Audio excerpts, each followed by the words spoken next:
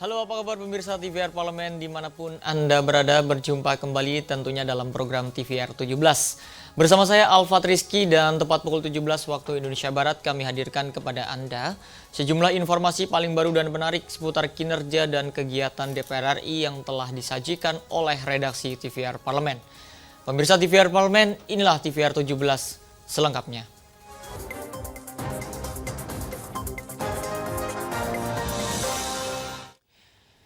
Pemirsa, dalam kunjungan Komisi 4 DPR RI ke Pasar Bogor, DPR menilai kenaikan harga bahan pangan pokok masih dalam batas wajar. Namun DPR tetap meminta pemerintah untuk fokus menyiapkan pasokan daging sapi untuk mengantisipasi kenaikan harga jelang hari Lebaran. Sejumlah pedagang pasar di Kota Bogor mengungkapkan sejumlah harga pangan jelang Lebaran relatif stabil dibandingkan Lebaran tahun 2023. Meski demikian, harga daging sapi diperkirakan terus mengalami kenaikan, utamanya saat mendekati Lebaran. Wakil Ketua Komisi 4 DPR RI Budi Setiawan berpendapat, kenaikan harga bahan pangan pokok saat ini masih dalam batas wajar. Bahkan Budi mengapresiasi kinerja semua pihak dalam menjaga pasokan bahan pangan di pasar. Hanya saja, ia meminta pemerintah juga fokus menyiapkan pasokan daging sapi untuk mengantisipasi kenaikan harga jelang hari Lebaran.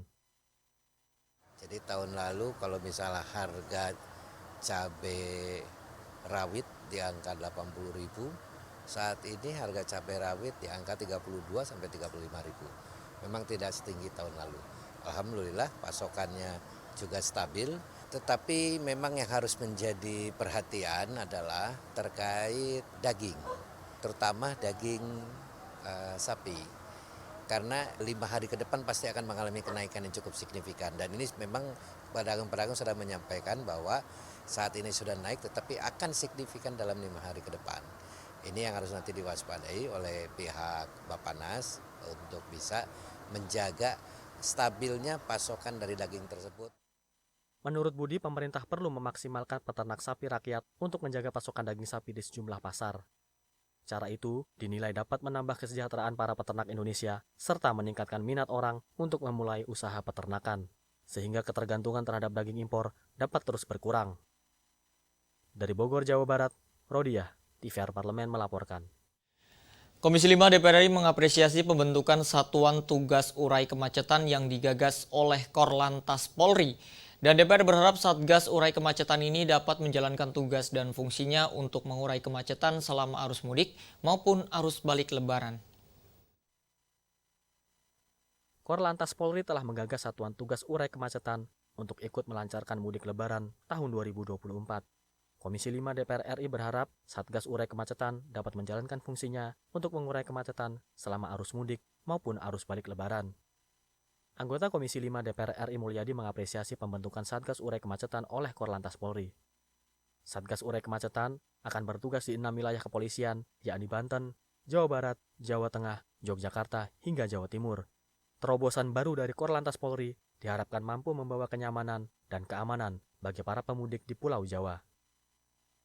Pola strategi dan kebijakan apapun selama untuk meningkatkan kelancaran, keamanan dan kenyamanan para pemudik saya apresiasi ya. Tapi paling tidak juga harus betul-betul bisa tepat sasaran gitu, dan terpenting orientasi akhirnya adalah tadi ya, kenyamanan dan keamanan buat masyarakat betul terjaga. Apa yang disampaikan atau yang ditelurkan atau digagas oleh Dirjen Kakor Lantas menjadi terobosan bagi peningkatan partisipasi masyarakat untuk bisa membantu saudara-saudaranya yang melaksanakan aktivitas mudik dan arus balik nantinya.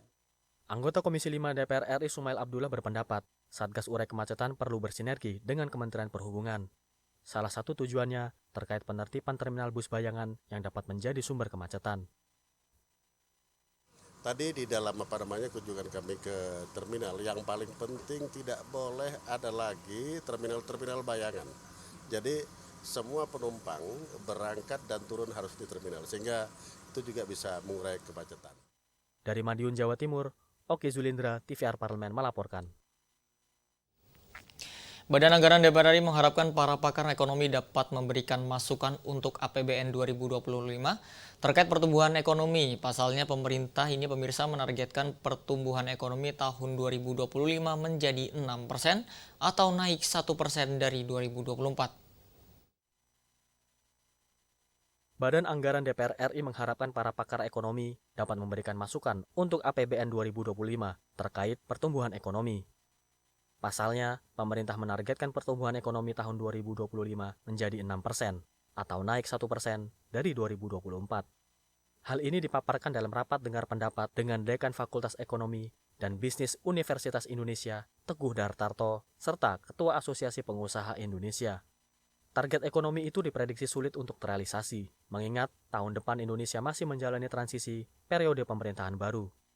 Wakil Ketua Badan Anggaran Muhyiddin mengatakan, seharusnya pemerintah mempertahankan target pertumbuhan ekonomi yang ada saat ini. Pertumbuhan ekonomi itu tidak perlu terlalu besar menurut Pak Teguh berdasarkan pengalaman dan studinya, bahwa kalau itu kita kerja terlalu tinggi tetapi juga mengejar sekarang investasi yang begitu besar yang harus target yang harus kita capai, ini kelihatannya sangat sulit, tapi lebih bagus kita mempertahankan pertumbuhan ekonomi itu 5% tetapi dengan kualitas yang cukup. Sementara anggota Banggar Zulfikar Hamonangan menilai target pertumbuhan ekonomi sebesar 6% sangat ambisius. Target daripada pemerintah ingin mencapai investasi 1.700 triliun. Hal yang mustahil kalau bagi saya dengan kondisi seperti ini. Konsentrasi kita nggak fokus. Apakah kita fokus kepada ibu kota baru? Apakah kita fokus dalam merangsang daya tarik investasi? Andri dan Teddy, TVR Parlemen melaporkan. Suasana Idul Fitri di seluruh Indonesia tidak hanya identik dengan silaturahmi maupun mudik semata. Kegembiraan menyambut Idul Fitri biasanya juga diungkapkan dengan berbagi kue kering atau makanan khas Lebaran. Dan pemirsa, seperti yang ada di Kota Bandung, UMKM Pawon Kue selalu kebanjiran pesanan ketika momen Ramadan maupun Idul Fitri. Informasi selengkapnya sesaat lagi, tetaplah bersama kami di TVR 17.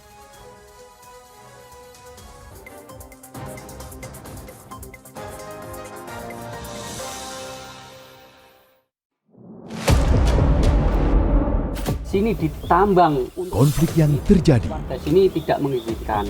masalah yang tersisihkan menjadi kesenjangan sosial. Ya namanya rakyat kecil gak bisa apa-apa, mau komplain juga gak didengar. Sebab apa? Itu menyangkut isi perut kami semua. Bagaimana memutus keterbatasan untuk didengar?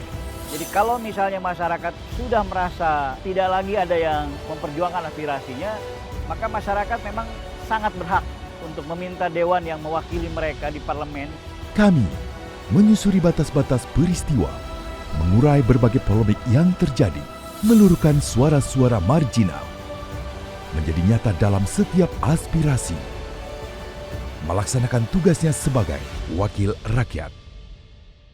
Saksikan Aksi Dewan setiap hari Senin dan Rabu pukul 10.30 waktu Indonesia Barat, hanya di TVR Parlemen.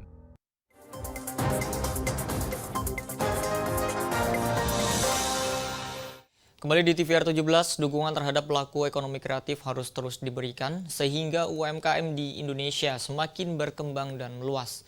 Komisi 10 DPR RI konsisten memberikan dukungan terhadap UMKM berupa pelatihan untuk peningkatan soft skill, branding dan packaging produk yang inovatif, pemasaran yang efektif hingga memberikan bantuan alat produksi. Dan pemirsa, saksikan informasi selengkapnya yang telah dihimpun oleh tim redaksi TVR Parlemen dalam Lensa Parlemen berikut ini.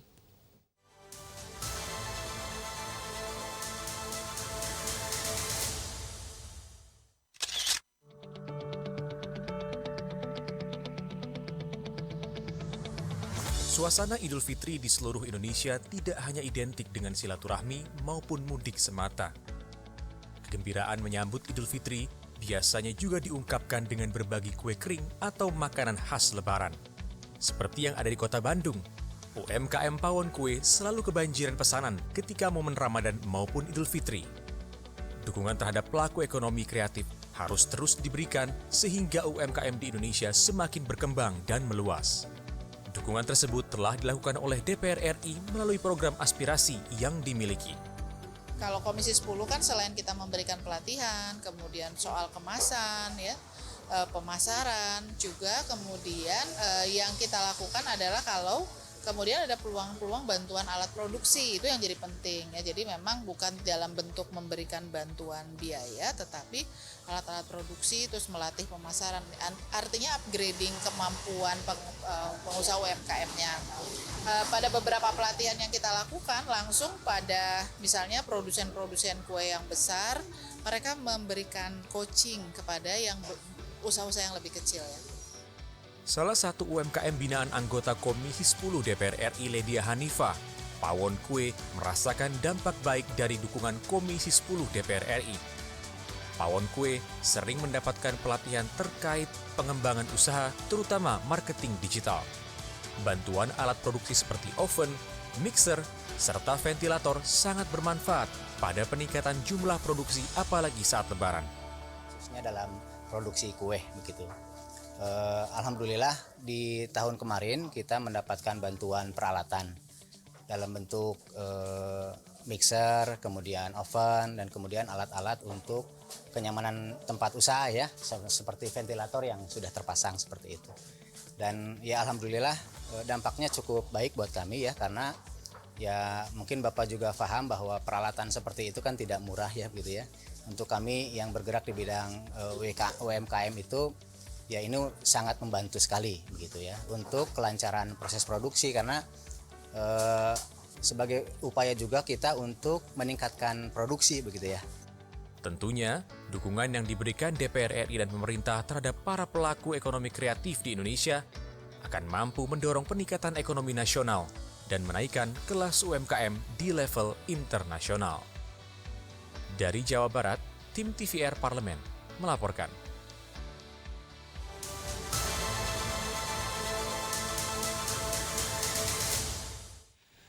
Penelusuran jalur mudik ke arah jalur selatan Jawa Barat, Kementerian Perhubungan memprediksi pergerakan masyarakat secara nasional berpotensi mencapai 71,7% dari jumlah penduduk Indonesia atau sebanyak 193,6 juta orang pada mudik Lebaran 2024 ini. Angka tersebut meningkat dibanding potensi pergerakan masyarakat pada Lebaran 2023, yakni 123,8 juta orang. Dan pemirsa, informasi selengkapnya akan kami hadirkan usai jeda berikut ini. Untuk itu tetaplah bersama kami di TVR 17.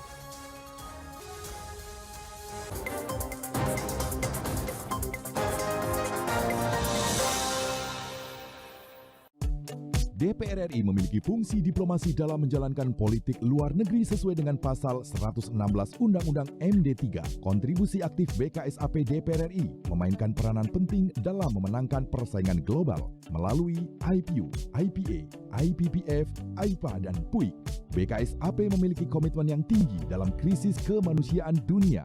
Fungsi diplomasi dijalankan untuk mendukung upaya pemerintah dalam melaksanakan politik luar negeri.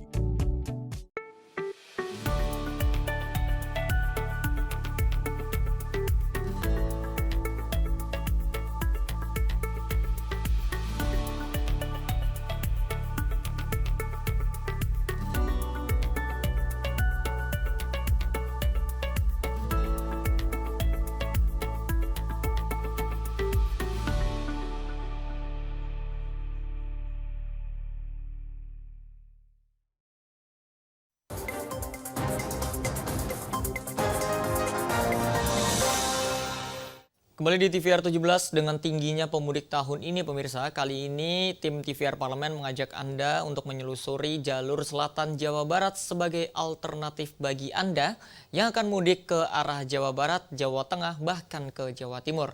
Dan pemirsa, selengkapnya berikut laporan rekan kami, Mahir Pratama dari Jawa Barat. Pemirsa, saat ini saya sedang berada di gerbang Cikampek Utama yang menjadi tempat atau juga gerbang tol yang nanti pemudik dari Jakarta menuju tol Trans Jawa, baik itu ke Jawa Barat, Jawa Tengah maupun Jawa Timur pemirsa.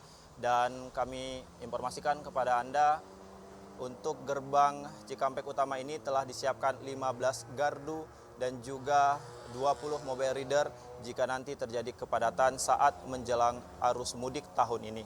Dan pemirsa, kami juga informasikan bahwa akan diprediksi sekitar 1,8 juta pemudik akan meninggalkan Jakarta dari gerbang tol Cikampek Utama ini.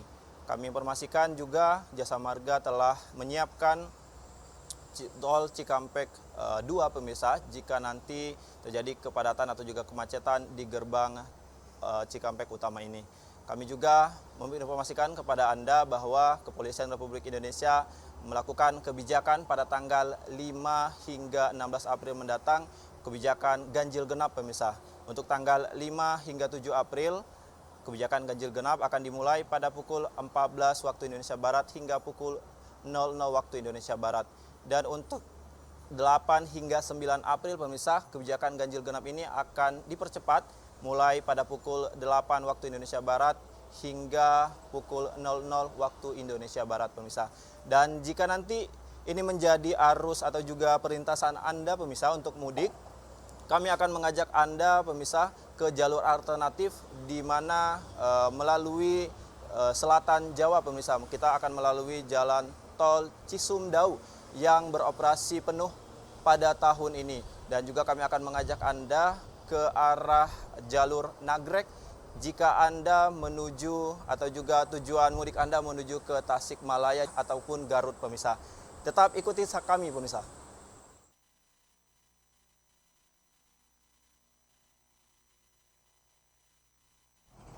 Pemirsa, saat ini saya berada di gerbang tol Cileunyi, tepatnya di gerbang tol exit Cileunyi yang nanti pemudik yang menuju ke arah Garut, Tasik ataupun Jawa Selatan pada umumnya ini akan melalui jalan ini pemirsa. Dan di sebelahnya ada tol yang menuju ke Cipali maksud kami pemirsa. Dan gerbang tol ini juga telah disiapkan 11 gardu dan 1 gardu darurat pemirsa. Informasi juga yang kami himpun dari petugas Jasa Marga di exit tol Cileunyi ini, selain menyiapkan 11 gardu untuk exit tol, juga menyiapkan 6 mobile reader jika nanti terjadi kemacetan atau juga kepadatan mobil atau juga kendaraan yang akan keluar ke arah Garut dan juga ke arah Tasik. Dan pemirsa, dapat juga kami informasikan kepada Anda bahwa jika nanti di jalan atau juga exit tol ini terjadi kemacetan atau penumpukan, maka kendaraan-kendaraan yang akan menuju ke arah Garut, Tasik itu akan dialihkan menuju tol Cisumdawu pemirsa, dan kendaraan tersebut akan diarahkan keluar menuju Jatinangor. Informasi juga yang kami himpun pemirsa dari petugas Jasa Marga bahwa puncak mudik atau juga puncak arus volume kendaraan yang akan terjadi di tol Cileunyi ini diprediksi pada H-5 Lebaran pada tahun 2024 atau tepatnya pada 5 April 2024 pemirsa. Ini dikarenakan bahwa banyak perkantoran atau juga anak sekolah sudah mendapatkan libur dan tol ini akan menerima volume kendaraan yang cukup signifikan.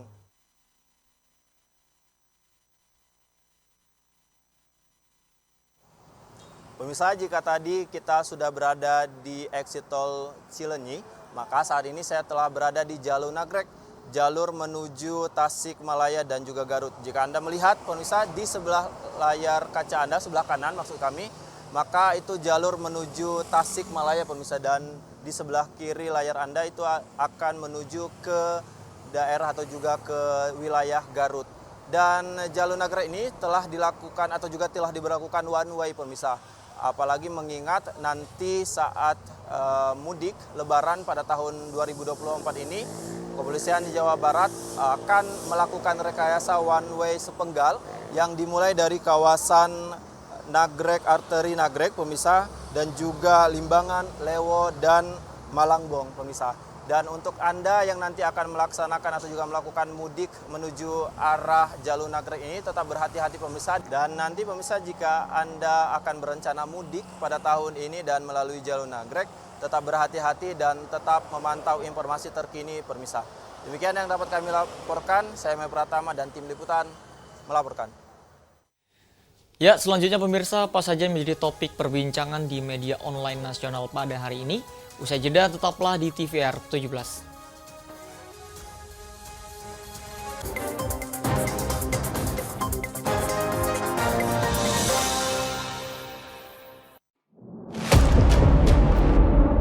sini ditambang. Konflik yang terjadi, Warga sini tidak mengizinkan. masalah yang tersisihkan menjadi kesenjangan sosial. Ya namanya rakyat kecil gak bisa apa-apa, mau komplain juga gak didengar. Sebab apa? Itu menyangkut isi perut kami semua. Bagaimana memutus keterbatasan untuk didengar? Jadi kalau misalnya masyarakat sudah merasa tidak lagi ada yang memperjuangkan aspirasinya, maka masyarakat memang sangat berhak untuk meminta dewan yang mewakili mereka di parlemen. Kami menyusuri batas-batas peristiwa, mengurai berbagai polemik yang terjadi, meluruhkan suara-suara marginal, menjadi nyata dalam setiap aspirasi, melaksanakan tugasnya sebagai wakil rakyat. Saksikan Aksi Dewan setiap hari Senin dan Rabu pukul 10.30 waktu Indonesia Barat hanya di TVR Parlemen.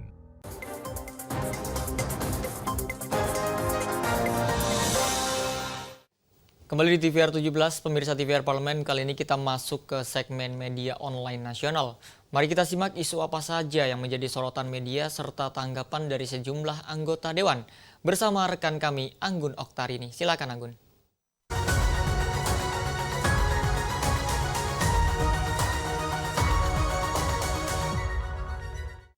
Ya pemirsa, terima kasih rekan Alfa. Nah, ini kita akan membahas terkait dengan berita pertama yang menjadi headline di media online, di mana jalankan fungsi pengawasan DPR pantau pelaksanaan APBN Triwulan 1 tahun 2024. Ini berbagai media membahas mengenai menjalankan amanat fungsi pengawasan Dewan, di mana DPR RI lakukan evaluasi terhadap pelaksanaan APBN tahun 2023 melalui alat kelengkapan Dewan yang terkait. Pemirsa, selain itu DPR juga senantiasa melakukan pemantauan terhadap penggunaan APBN pada triwulan 1 tahun anggaran 2024 yang sebagaimana disampaikan oleh Ketua DPR RI Dr. Honoris Causa Puan Maharani pada pidatonya di rapat paripurna DPR RI di hari Kamis 4 April 2024. Tentunya penggunaan APBN harusnya dilakukan dengan memperhatikan manfaat untuk rakyat dan juga mengedepankan aspek transparansi serta akuntabilitas. Dan pada rapat paripurna DPR RI masa persidangan 4 tahun di 2023 hingga 2024 tersebut, ini DPR RI juga telah menyetujui bahwa rancangan jadwal pembahasan pembicaraan pendahuluan RAPBN tahun anggaran 2025. Nah, kita akan beralih ke berita selanjutnya. Ini ada pembahasan mengenai rupiah melemah, di mana DPR ingatkan pemerintah jaga stabilitas ekonomi. Di mana DPR RI di sini mendorong pemerintah, pemirsa, bahwa di sini pemerintah Indonesia untuk menjaga stabilitas ekonomi dengan menjaga inflasi tetap rendah. Nilai tukar rupiah sendiri terhadap dolar Amerika Serikat yang ditransaksikan antar bank turun hingga 11 poin atau setara dengan 0,07% menjadi 15.931 rupiah per dolar Amerikanya. Wah, ini kalau melihat rupiah mengalami depresiasi seperti ini, Ketua DPR RI Dr. Honoris Causa Puan Maharani pun kembali mengingatkan pemerintah Indonesia untuk siapkan sejumlah langkah preventif guna penekanan perlambatan ekonomi negara. Dan di sini pemerintah pun harus memperkuat pertumbuhan ekonomi dan berperan berbasis pada faktor-faktor domestik guna melindungi daya beli masyarakat miskin dan juga rentan. Serta di sini pemerintah harus mempercepat reformasi struktural yang dapat memperkuat perekonomian nasional. Ini ditunggu kebijakan-kebijakan selanjutnya untuk mempertahankan nilai rupiah itu sendiri. Baik pemirsa, tadi adalah headline di media online yang sedang ramai diperbincangkan pada hari ini, di mana ada pembahasan mengenai jalan fungsi pengawasan dan juga DPR RI pantau pelaksanaan APBN tahun triwulan 1 2024 serta di sini adanya rupiah melemah, DPR ingatkan kembali pemerintah jaga stabilitas ekonomi. Nah, saya Anggun Oktarini kembali ke rekan Alfat.